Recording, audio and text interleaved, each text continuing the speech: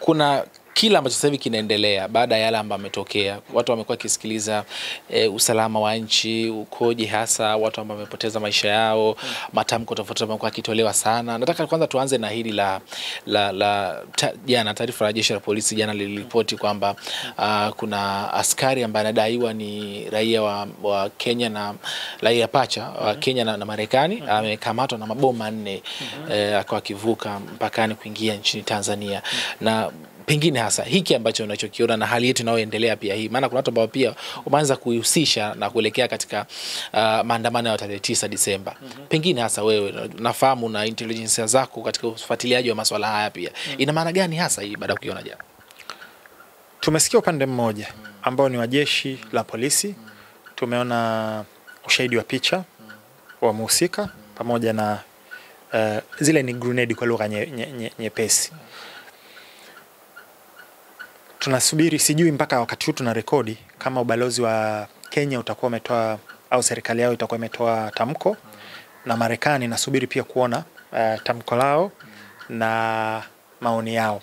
Niwaambie wa Tanzania, na kuna makala ambayo nimesema naandaa ya kwanza ambayo ni mkeka wa Gen Z na uandaa soon utatoka. Ya pili sijaipa jina ila ita address haya mambo ambayo yapo, lakini nakwambieni tuko vitani. Kuna vita sasa hivi tunavyoongea, shadow war, covert war vinaendelea sasa hivi, na yale tunayosikiaga regime change ndo kinachoendelea sasa hivi actively. Nitatoa kwa baadhi ya kodi. Nilitoa makala ambayo watu watapata kuelewa kwenye taswira hiyo, Operation Breaking TZ. Nikatoa makala mengine ambayo yanaitwa fukuto linaloandaliwa Afrika Mashariki ya Kati, Kenya, Uganda na Tanzania, na nikaelezea vitu mule ndani. Watu ambao wamesikiliza wataweza kujoin dots ya kule, ila naomba niwaachie watu tafakuri. Kongo tunajua wamepatanishwa,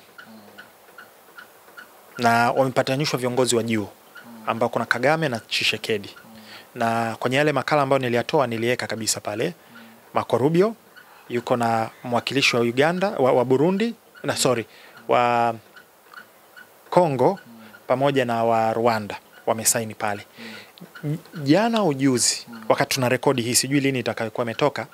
Wametoka kusaini M23 na wenzao Qatar makubaliano. Sasa jiulize swali moja, M23 wale ni mercenaries, ni wanajeshi wa kulipwa, sawa? Soko lao limeshaisha kwa sababu kilichokuwa kinapiganiwa kule ndio kimenani. Wale watu unawapeleka wapi? Alafu nani ambao wamehusika kwenye hiyo na wanaweza wakawa na influence gani pale? Wakiambiwa kwa mfano, bana kuna project nyingine jirani hapo, nchi ya jirani, mnaonaje twende tukapige kazi pale? Kwa sababu wao wanajeshi wa kulipwa, wamekaa tu mitaani. Hivi vitu sio tu vipo, ndio kilichotokea Libya baada ya kuangushwa kwa Saddam, kwa Gaddafi. Silaha zikawa zinatoka Libya na wale wapiganaji wakaenda Syria, ndio hao ambao walihusika. Ukifuatilia kuna operation moja Timber something imetoka, utagundua jinsi ambavyo mashirika intelijensia ya magharibi yalivyokuwa yanachukua silaha zinatoka Libya zikaenda kwenye HTS, ambaye kiongozi wao wa juu alikuwa ni mtu ambaye mwaka 2025 alikuwa ana bounty, ana zawadi ya milioni 10 kwa yote ambaye atamkamata. Lakini kabla mwaka hujapinduka, ndo rais wa Syria anapuliziwa perfume na rais wa Marekani ndani ya White House, anakutana na anaojiana ndani ya New York na maafisa wa CIA. Kwa hiyo utakuja kuona jinsi ambavyo michezo inachezeka. Kiangalia kwa ndugu zetu wa Kenya, niliweka pale, wamepewa msaada wa zaidi wa dola milioni 480 na Marekani. Kwa sababu gani? Ya kwenda kupambana na Al-Shabaab na ugaidi. Tunajua walienda mpaka Kenya kwa sababu Somalia. Nimeweka ndani yale makala Operation Breaking TZ ambao umeangalia. Uliona ile sehemu ambayo kuna Senate hearing, akawa anaulizwa, hebu unajua kwamba kila wiki tunapeleka dola milioni 45 Taliban? Akasema najua. Akaulizwa, nitajie nchi zingine ambazo pia tunapeleka. Moja ya nchi ambayo alitaja ni wapi? Ilikuwa ni Kenya. No. Alisaja Al-Shabaab ya Somalia, ambayo inatoka wapi? Marekani. Inaenda wapi? Al-Shabaab. Sawa. Na serikali ya Kenya inapewa msaada kutoka wapi? Kwa Marekani. Kwa sababu ya kupambana na nani? Al-Shabaab. Kwa hiyo master mmoja huko anapeleka kwa sababu ya Al-Shabaab, huko anapeleka kwa sababu ya Kenya kwenda kupambana na hawa. Sijui unaona sijui unaona. Sasa kama wanaweza wakaelekeza baadhi ya watu waende kule, kitu gani ambacho kinazuia wasielekeze baadhi ya watu kuja huku? Unajua So kwa ufupi nawaambia watu, tuko kwenye active regime change. Nje raia wa kawaida wasiojua wanajua kuna maandamano, kuna watu wameuawa ambao haki inatakia ifate mkondo wake. Hiyo nasema black and white. Na naweza nikasema hapa on record, iundwe tume chunguze yaliyotokea. Watu wote ambao wamevunja sheria kati ya vyombo vya usalama na raia, wawe ni wa ndani ya Tanzania au nje ya Tanzania, wachukuliwe hatua bila kutofautisha. Na watu ambao wamevunjiwa haki zao bila kujalisha ni wa ndani ya Tanzania au nje ya Tanzania, ambao hawajahusika kuja kuleta machafuko. Unajua ukisha kuja kuleta machafuko hapa, sisi wa Tanzania tunabadilika kabisa. Na naonya kabisa nchi zozote ambazo zina mpango wa kuingia hapa, yani hii ni Tanzania. Kuna watu wamekunywa maji ya bendera. Yani utakapotoka nje kuja kuleta hapa, utakachokutana nacho anajua Mungu. Sasa kwa hiyo lazima haki itendeke kwa wote waliokumbwa na dhuluma. Black and white, haina maelezo. Kwa hiyo kwa nje kwa raia sasa hivi kuna watu wanaunga mkono, kuna watu wanakataa, kuna watu yani unajua watu wamegawanywa katikati. Ndio kilichotokea. Ila huku nyuma sasa kuna michezo mizito sana ambayo inachezeshwa. Na kuna baadhi ya vitu ambavyo siwezi nikavisema kwa sababu Biblia inaamrisha. Usiruhusu mdomo wako utaje kitu ambacho kitaleta madhara. Kwa sababu kwenye Biblia inasema ulimi una nguvu wa mauti na uhai. Unaweza ukaongea maneno yakasababishia madhara kwa watu. Na hiyo nimeongelea kwenye Operation Breaking TZ. Yes. Inaelezea kwamba unapoongea maneno ambayo yatafaidisha watu. So lazima tuwe makini. Na haki lazima itendeke. Sheria lazima ifuate mkondo. Kama vile ambavyo sheria inatakiwa ifuate mkondo, utafutaji wa haki pia lazima pia upate mkondo.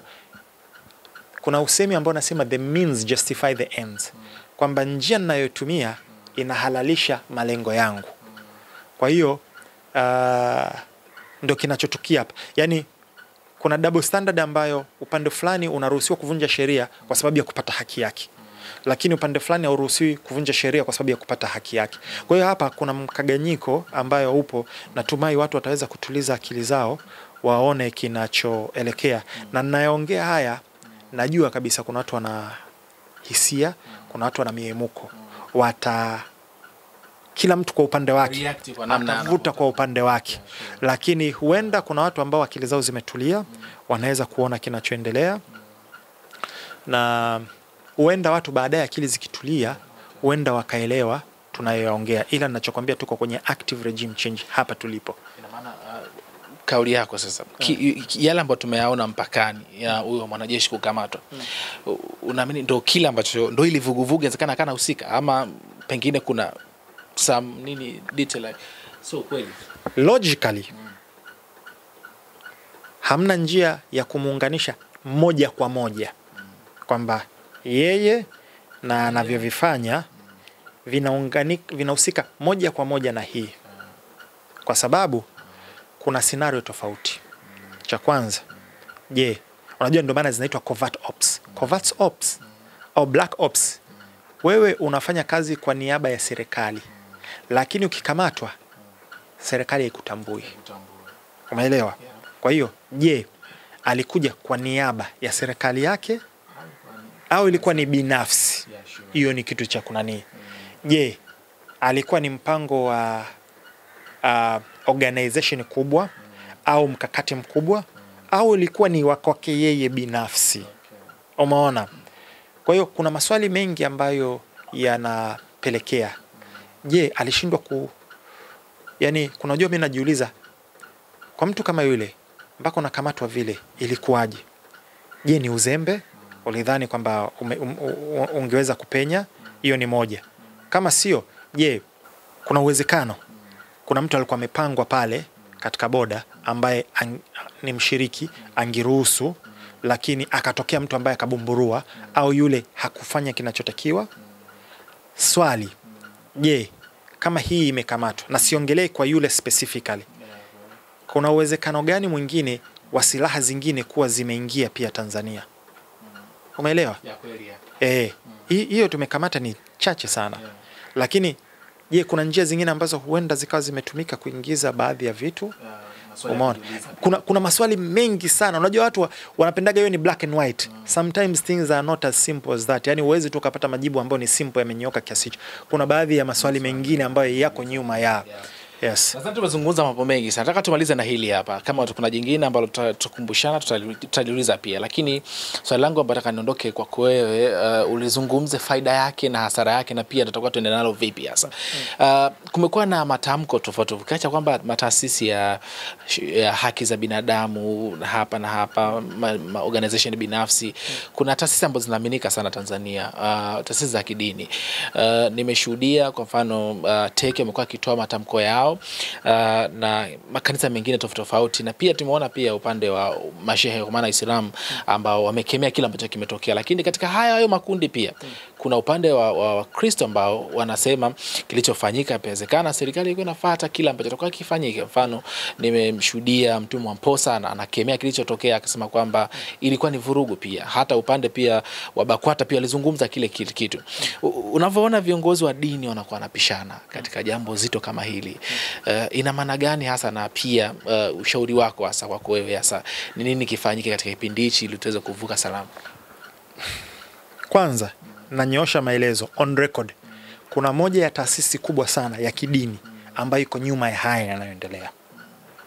Muda utakaofika mambo yataekwa hadharani, na ni kwa sababu kuna baadhi ya maslahi yao bandarini yameguswa, kuna baadhi ya maslahi yao kwenye migodi yameguswa, na baadhi ya sehemu. Hiyo ya kwanza.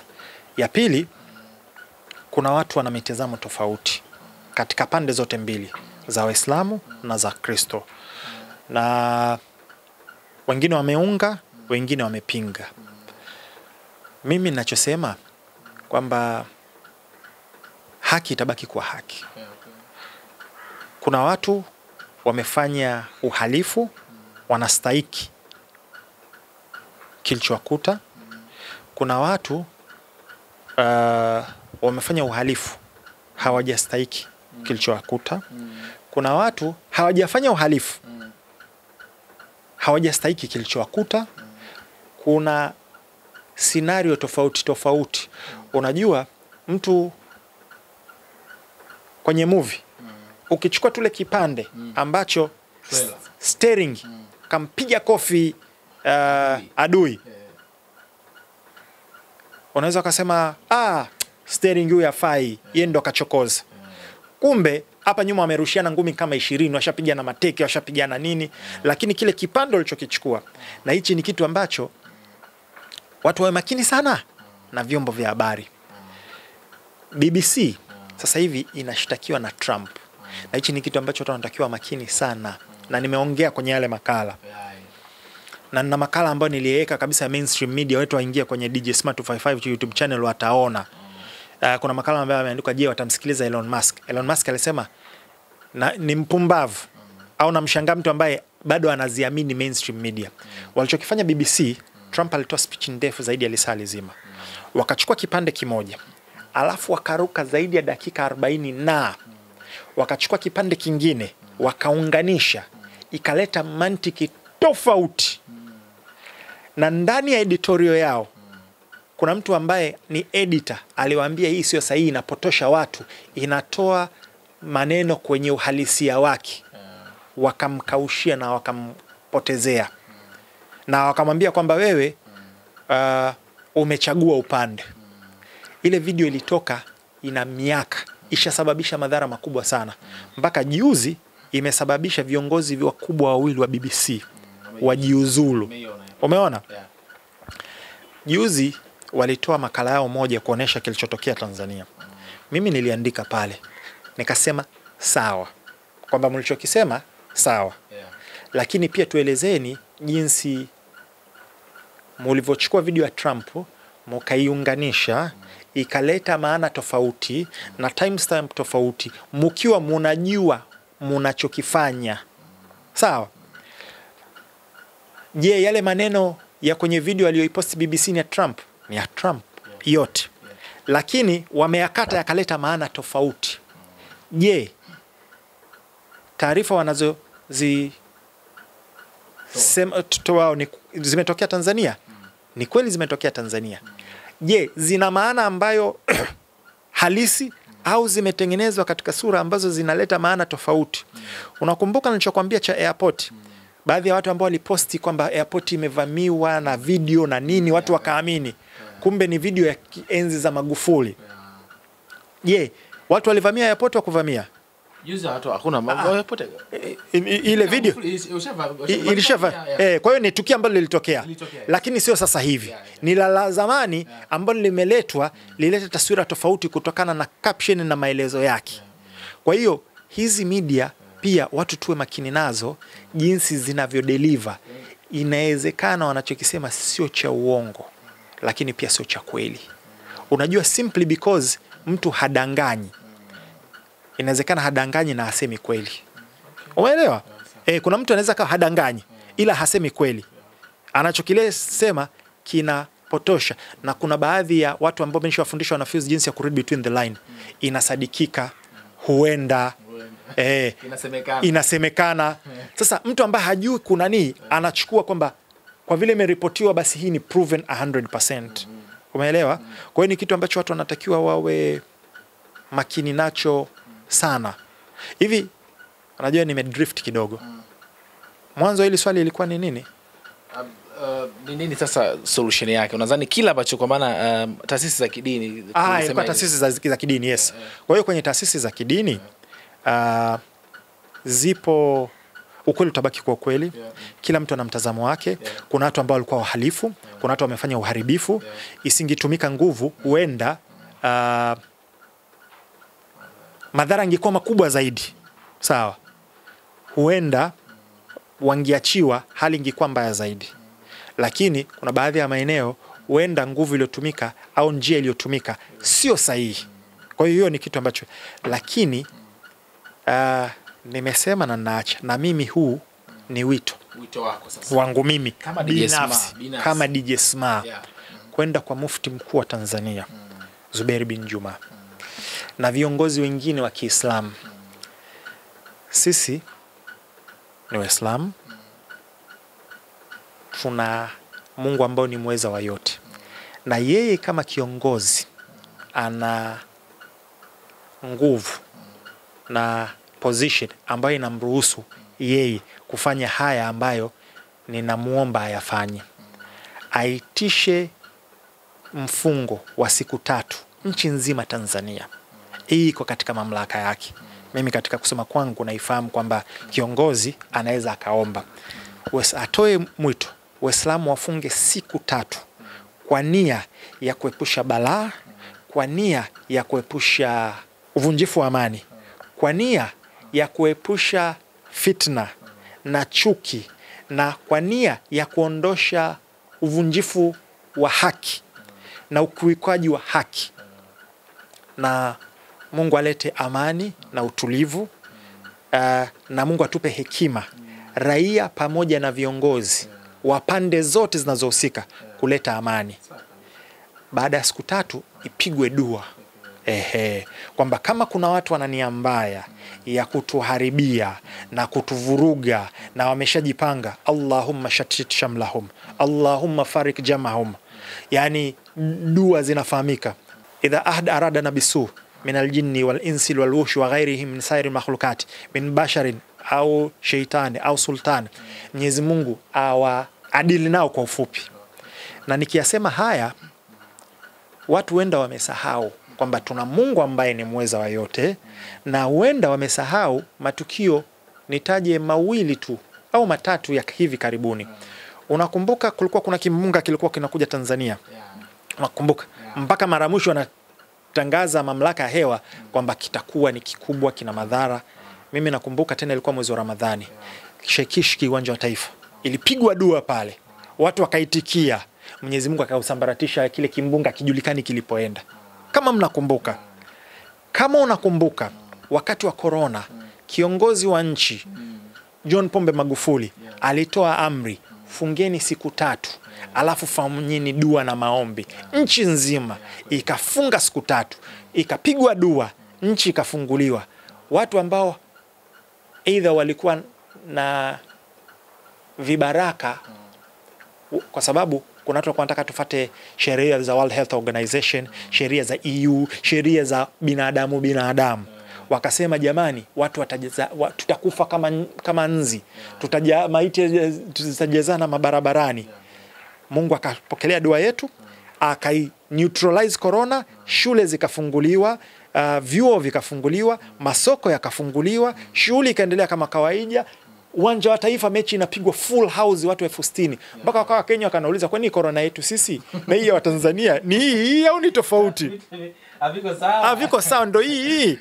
Kenya, Uganda, Rwanda walifuata sheria zote, protocol zote walizopewa.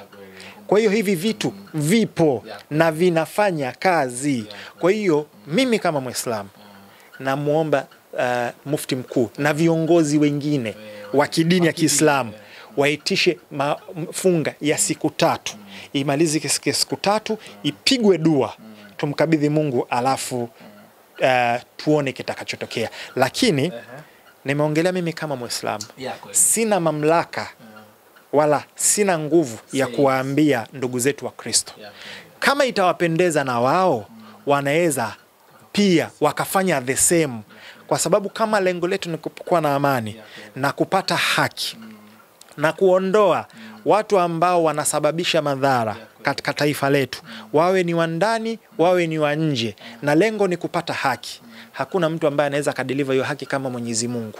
Kwa hiyo na wao wanaweza wakaitisha mfungo, najua wana mifumo yao tofauti ya mfungo kushinda kwetu, alafu inaweza ikapigwa dua, sawa. Nakumbuka kuna moja waliitisha kabla ya uchaguzi or something situ kama hicho, yani kama sikosei.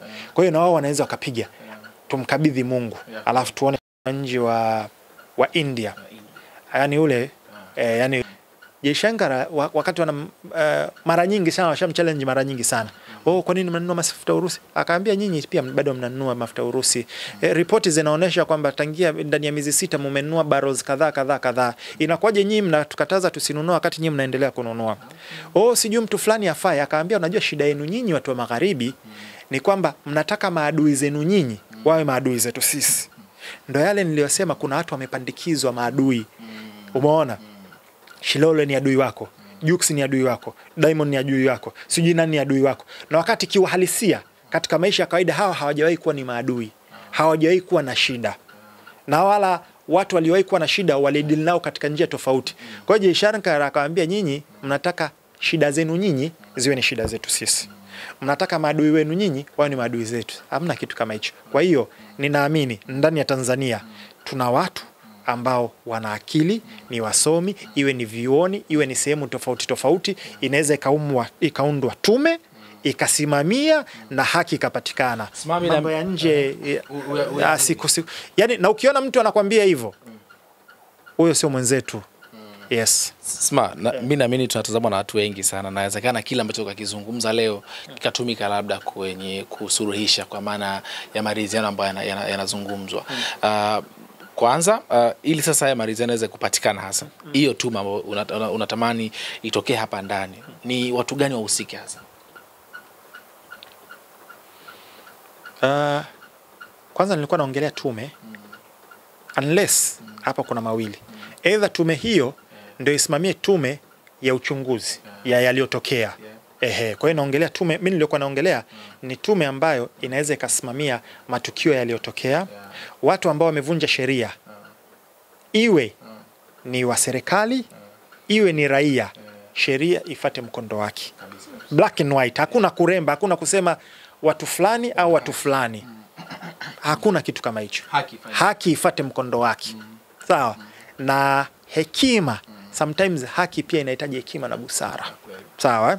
Kwa hiyo ndo maana Nabii Isa, Yesu alayhisalam, sheria ya kipindi kile ilikuwa mzinifu apigwe mawe. Hiyo ndo ilikuwa sheria. Lakini Mungu alimjalia hekima na busara. Walivyomfuata kwamba tumemkamata huyu katika tendo, yani red handed anafanya tendo. Kwa hiyo inahitajika nini? Apigwe mawe. Mwamba. Unajua moja ya sifa ya manabii, mitume, of course kuna tofauti kati ya mitume na manabii, lakini nasema wote waliotumwa na Mwenyezi Mungu wanatakiwa na sifa 4. Moja wapo wanatakiwa very smart intelligence. Yesu akawaambiaje? Miongoni mwenu ambaye ni msafi aanze kurusha jiwe. Unajua sisi tunajisahau kwamba tuna madudu wetu. Hao ambao wanasema mitandaoni na nini, wanaongea kama wao ni wasafi, hawana skendo, hawajawahi kuwa na skendo, hawajawahi kuharibu, hawajawahi kufanya makosa, hawajawahi kufanya chochote. Hiyo ndo shida, yani the way they talk ni kama ni wasafi. Mwamba akaambia yule ambaye anajiamini msafi aanze kuruka shajiwe. Alafu akaanza kuandika pale jina fulani na mtu fulani. Mwanangu, by the time anamaliza, wote waliondoka kwa sababu walirealize hakuna kati yetu ambaye ni msafi. Umeelewa? Kwa hiyo inabidi sheria na haki ifate mkondo, alafu hekima na busara iwepo.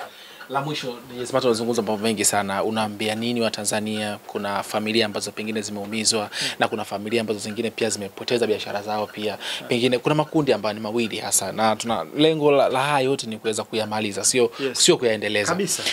Ni lipi sasa unatamani kuambia sasa Tanzania? Yaani unajua issue yetu sisi haijafikia critical, kweli. Kuna watu ambao wamesemekana wametekwa, kuna watu ambao wamesemekana wameuawa, kuna watu ambao wamekosa haki zao. Mimi nimeongelea several times na kwenye makala ambayo yanakuja mkeka wa TZ nimeelezea solution na vitu ambavyo vinaweza zikafanyika na vitu ambavyo nimeshavifanya. Kwa hiyo kuna majibu ambayo yanakuja pale. Lengo, yani unajua issue yetu sisi ni nini? Kwamba kuna matatizo ni mengi, serikali na madudu inabidi yafanyie marekebisho. Sawa? Moja ya vitu vya haraka, kuna baadhi ya viongozi ambao wako kwenye baadhi ya maeneo waondolewe effective immediately. Kuna baadhi ya kauli wanazozitoa zinaharibu zaidi kuliko kutengeneza.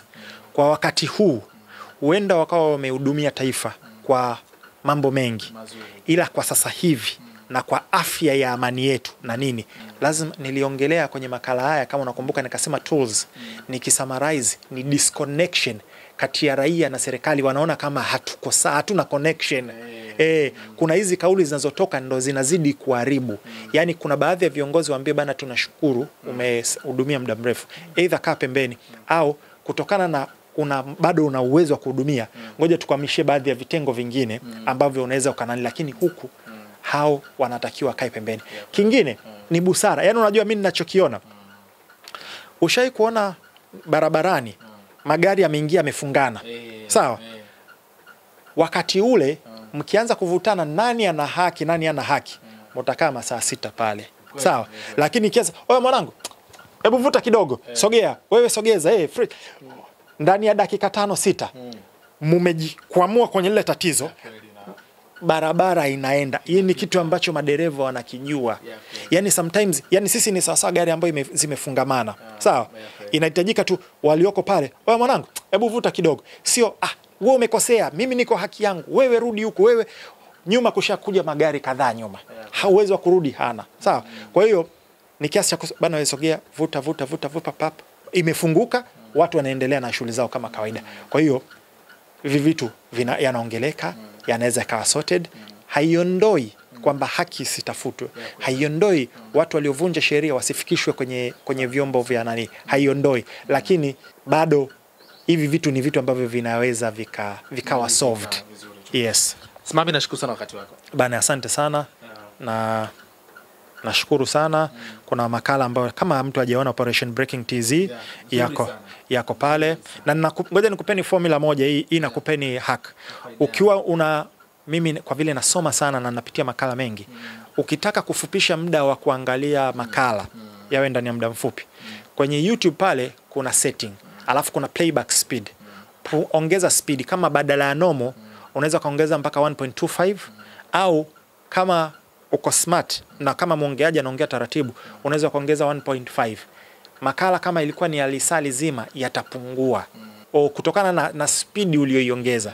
Yes, kwa hiyo kuna yale makala na shauri sana watu waangalie je, demokrasia ni mfumo sahihi, wakaangalie. Kuna makala ya Afrika Operation Breaking TZ, alafu kuna yale protocol ya maandamano. Ila yale tuliyofanya mimi na wewe, kuna vitu vingi sana ambavyo vimetokea, watu wakiarudia sasa hivi ndo wataelewa hivi kumbe jamaa walioyaongea pale kipindi kile.